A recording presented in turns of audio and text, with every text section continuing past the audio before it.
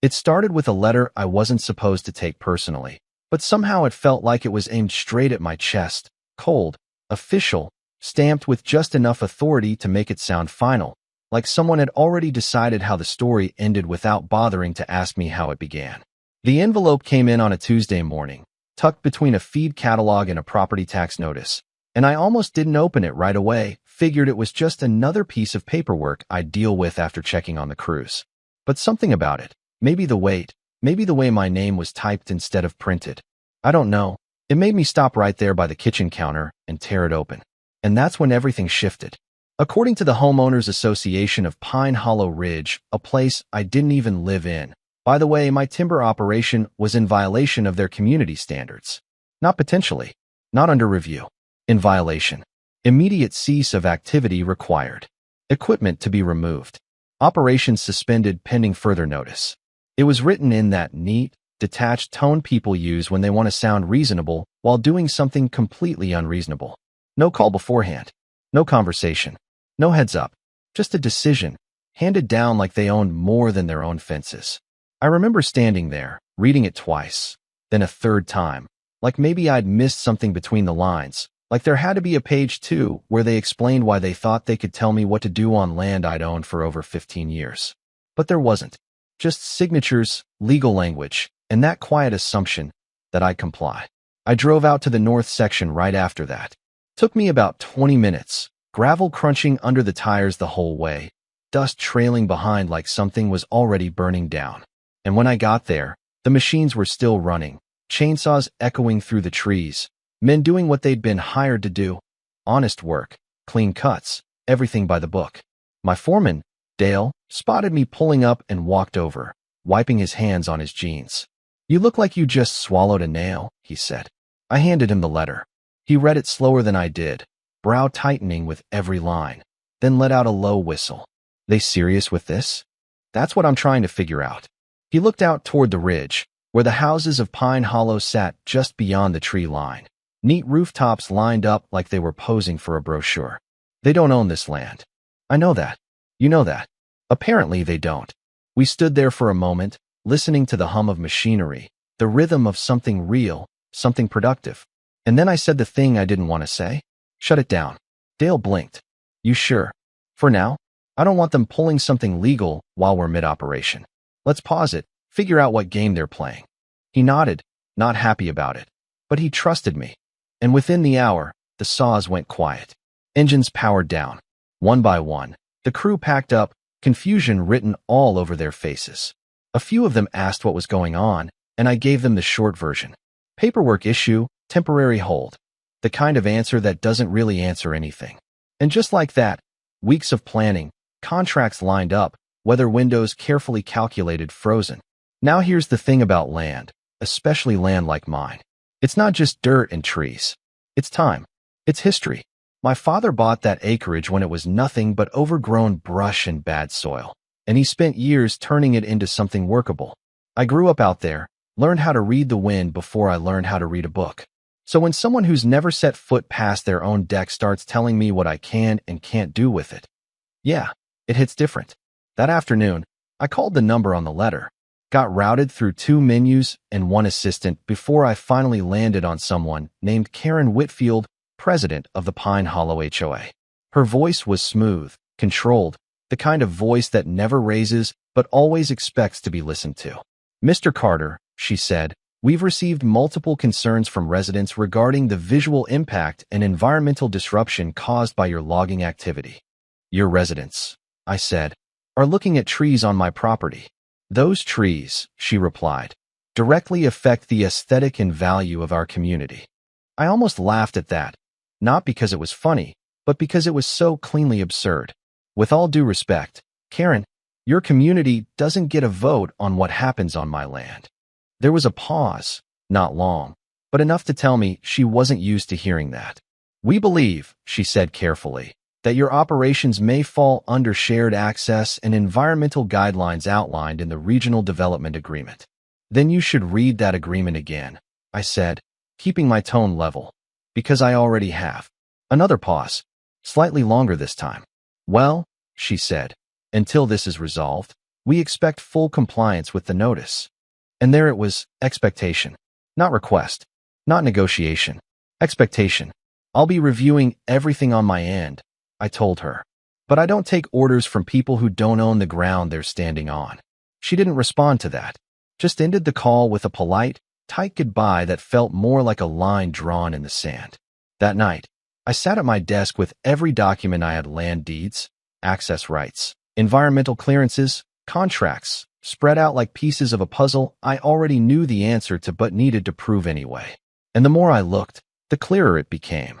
I hadn't done anything wrong. Not legally, not ethically, not even by their own standards, if they were being honest. Which they weren't. Because this wasn't about rules, not really. It was about control. About a group of people who built something new next to something old and decided the old thing needed to change. But what they didn't realize, what they couldn't see from their manicured streets and seasonal wreaths, was that my land wasn't just sitting next to theirs. It was holding something they depended on, something quiet, something easy to overlook until it wasn't. And that's the part they hadn't figured out yet. I didn't sleep much that night. Not because I was worried, not exactly, but because something in the back of my mind kept turning, like a gear trying to catch. You know that feeling when you're looking at a situation and it doesn't quite add up, like there's a piece missing but you can't see where it fits yet? Yeah, that. So instead of forcing it, I let it sit, let it breathe, and by morning I decided I wasn't going to rush anything. If they wanted to play this slow and official, I could do the same, maybe slower. Over the next few days, I kept the operation paused, even though every instinct I had was telling me to fire it back up and dare them to do something about it. But I didn't, because sometimes the strongest move isn't pushing forward, it's stepping back just enough to see the whole board. And while things stayed quiet on my end, I started paying closer attention to theirs. Pine Hollow Ridge wasn't some massive development, maybe 40 homes, give or take, all tucked into that slope just past my northern line. Nice houses, I'll give them that. Clean siding, polished driveways, the kind of place where people wave but don't really stop to talk. It had that new money meets quiet retreat feel. People who wanted nature, but only the version of it they could control. I drove through there one afternoon just to get a sense of things. Not looking for trouble, just observing. Nobody stopped me. Nobody questioned why I was there. I was just another truck rolling slowly past trimmed hedges and mailboxes that all looked like they came from the same catalog. But what caught my eye wasn't the houses, it was the road. Or more specifically, where their road ended. See, Pine Hollow had one main access point that connected to the county road down by Miller's Bend, but that route? It wound through a low valley that turned into a mess every winter. Flooding, ice, fallen branches, it wasn't reliable once the weather turned. Anyone who'd been out here long enough knew that. Which is why, years ago, before Pine Hollow even existed, my father had carved out a secondary access path, what eventually became my logging road. It cut across the higher ridge of my property, stayed dry, stayed stable, and over time, without much discussion, it became the unofficial backup route for anyone in that area when conditions got bad. No signs, no agreements, just an understanding, one of those quiet rural things where people use what works and don't make a fuss about it. Until now. I parked near the bend where their paved road met the edge of my land, stepped out, and just stood there for a minute. You could see it clearly, their neat asphalt ending right where my gravel began, like two different worlds stitched together without much thought. And that's when it clicked. Not all at once, more like a slow realization settling into place. They had authority on paper, sure, committees, bylaws, all the language that makes people feel secure. But when winter hit, when that valley road iced over or washed out, the only reliable way in or out of Pine Hollow Ridge was through my property, through that logging road. I actually let out a quiet breath when I saw it clearly, not a laugh, not satisfaction exactly, just clarity. Because suddenly, this whole situation wasn't about who was right or wrong anymore. It was about leverage, and they didn't know they'd already given it to me. Now here's where a lot of people would have reacted fast, maybe blocked the road right then, made a statement, forced a confrontation. But that's not how I was raised to handle things. My father used to say, if someone's walking toward a mistake, you don't have to push them, just don't get in their way. So I didn't. I went back home, poured a cup of coffee, and let things play out. Over the next week, the temperatures started to drop. Not dramatically at first, just enough to remind you that the season was turning. Mornings came with a sharper edge, frost settling on the ground like a warning.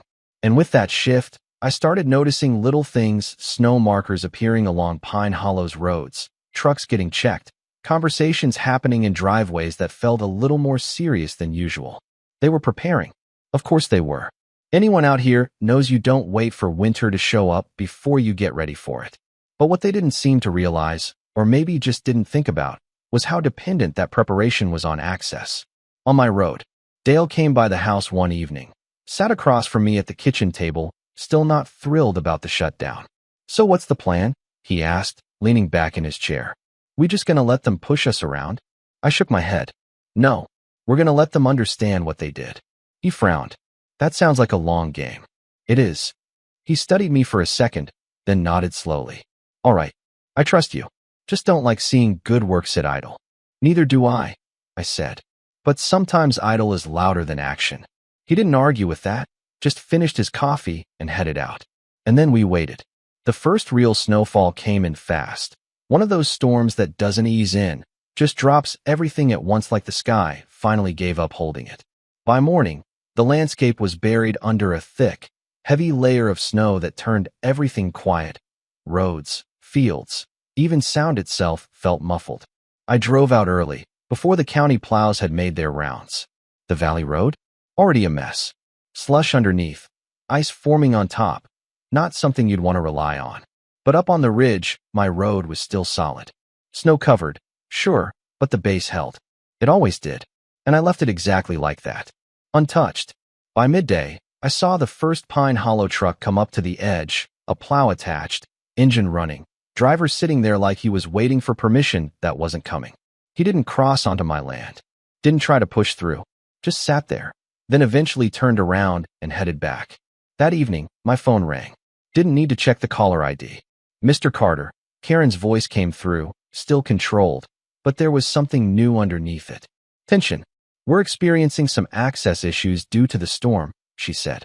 "Our crews need to use the ridge road to clear a safe path for residents." I let a second pass, not out of spite, just to make sure my words landed right. "The ridge road," I said, "runs through my property." "Yes," she replied, "which is why we're requesting temporary access." "Temporary access," I repeated, "to the same property you shut down 3 days ago." Silence. Not long, but enough. "This is a matter of safety," she said, her tone tightening just a fraction. "We have families who need reliable access. And I had a crew who needed to work," I said evenly. Didn't seem to matter much then. Another pause.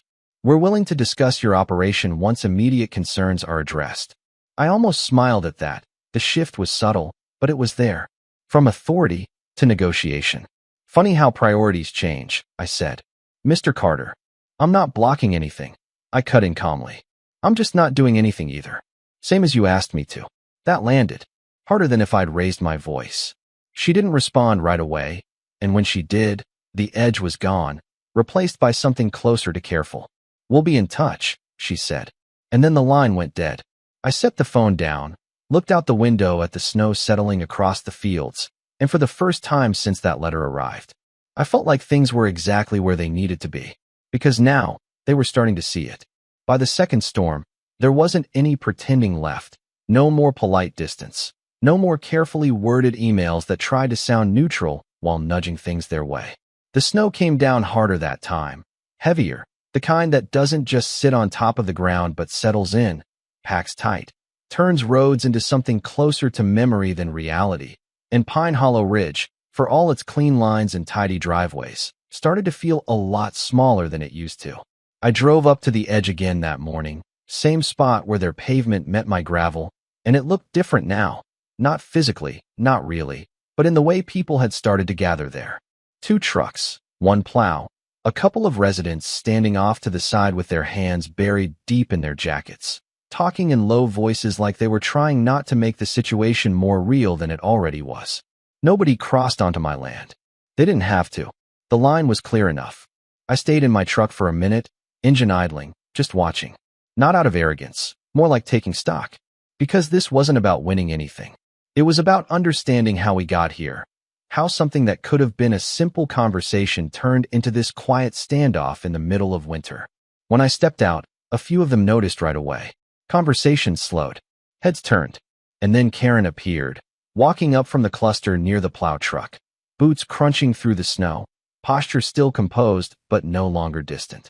There was no clipboard this time. No assistant. Just her. "Mr. Carter," she said, stopping a few feet short of the boundary. "Karen." For a second, neither of us said anything. The wind moved through the trees behind me, carrying that low, hollow sound winter makes when it settled in for a while. Then she exhaled, just slightly, like she was letting go of something she'd been holding on to. "We need to resolve this," she said. I nodded once. "Yeah, we do." She glanced back at the road behind her, where the snow had already started to build up again even after their last attempt to clear it. "The lower route is unusable. We've got residents who haven't been able to leave since yesterday. Emergency services are concerned about response times." I figured as much. Her eyes came back to me, sharper now, but not defensive, more like direct. "You understand what's at stake here." "I do," I said. I understood it before the first snow fell. That landed. You could see it in the way her jaw tightened, just for a second. "This wasn't meant to escalate like this," she said. "The complaints we received, they were consistent. People were worried about erosion, about property values, about the long-term impact of large-scale logging so close to the community. And instead of talking to me, I replied, keeping my tone steady, "You shut it down. We acted within the authority we believed we had." "Believed," I repeated quietly. She didn't push back on that. Didn't argue the word. Just let it sit there between us, cold as the air. Behind her, one of the residents called out, asking if there was any update, his voice carrying that edge of frustration people get when they've been stuck too long. Karen glanced back, then turned to me again. "We're prepared to revisit the notice," she said, more carefully now. "If there are clarifications to be made regarding your compliance, we're open to reviewing them immediately." I couldn't help it. I let out a small breath through my nose. Not quite a laugh, but close. "Clarifications," I said. "That's one way to put it." She held my gaze. Didn't flinch. I'll give her that she didn't fold easy. Even now, standing in a situation she didn't fully control anymore, she kept her footing. "What do you want, Mr. Carter?" And there it was, not dressed up, not softened. Just the question that should have been asked from the beginning. I took a second before answering, not because I didn't know, but because I wanted it to be clear. "I want to finish my work," I said. "No interference, no surprise notices, no shifting interpretations of agreements you didn't bother to read the first time. You've got concerns? You bring them to me directly. We talk. Like neighbors. Not like opposing sides in a paperwork war." She listened without interrupting, eyes steady, expression unreadable for a moment, then something in it shifted. Not defeat, not quite. More like recognition. "And in return?" she asked. "In return," I said, gesturing lightly toward the road behind me, "your crews can use the ridge access. Same as always. No barriers, no conditions, just understanding." Another pause, longer this time. You could almost hear the weight of it settling, not just between us, but across everyone standing there watching, waiting to see which way this was going to go. Finally, she nodded. "All right," she said. "We'll rescind the notice, effective immediately. I'll have the board issue a formal statement by the end of the day." I gave a small nod back. "Then we're done here." But before she turned away, she added, quieter now, almost to herself, but not quite. "We should have handled this differently." I met her eyes for a second. "Yeah," I said. "You should have." There wasn't any handshake. No dramatic resolution. Just an understanding, the kind that doesn't need ceremony because everyone involved already knows what it cost to get there. I stepped aside then, just enough, and gave a short nod toward the road. That was all it took. The driver in the plow truck started it up again, engine roaring back to life, and slowly, carefully, they crossed onto my land. No one stopped them. No one said a word. And just like that, the standoff ended. Over the next few days, things settled into a rhythm again. The crews came back, saw us cutting through timber with that familiar, steady sound. Snow got cleared when it needed to be, access stayed open, and Pine Hollow, well, Pine Hollow got a little quieter. Not in a bad way, just less certain of itself, maybe, less quick to assume. Dale stopped by once we were back up and running, watched the operation for a while before turning to me with a grin. Guess they figured it out, huh? Eventually, I said. He nodded. Funny how that works. Not really, I replied. People see what they need to see, when they need to see it. He laughed at that, clapped me on the shoulder, and headed back toward the equipment. And me? I just stood there for a bit, looking out over the land. Same trees, same road, same sky stretching out above it all. Nothing had changed, and yet something had. Because here's the thing, this was never about proving a point. Not really. It wasn't about winning against the HOA or teaching anyone a lesson just for the sake of it. It was about balance. About understanding where authority ends and reality begins, and how easy it is to confuse the two when you're used to being listened to. They thought power came from rules, from signatures, from documents, from the idea that if something's written down, it must be true. But power, real power, is quieter than that. It's in knowing how things actually work. It's in understanding the systems people rely on without thinking about them. And sometimes, it's in doing nothing at all, just long enough for the consequences to speak for you. Now, I could tell you this ended perfectly, that everyone walked away better, wiser, more connected. And maybe that's partly true, but not entirely. Because even after everything settled, even after the road stayed open and the work moved forward, there was still a kind of distance there. Not hostility, not anymore. Just awareness. Like both sides had seen something they couldn't unsee. They knew now that control has limits. And I knew that sometimes those limits only show up when someone pushes far enough to find them. So here's what I'll leave you with. If you were in my position, would you have handled it the same way? Would you have waited, let the situation unfold? Or would you have pushed back the moment that letter hit your hand? And on the other side of it, were they wrong for stepping in the way they did, or just trying to protect what they believed was theirs? Because out here, lines aren't always as clear as they look on paper. And sometimes, the real boundary isn't the one on the map. It's the one people don't realize they've crossed until it's too late. Let me know what you think.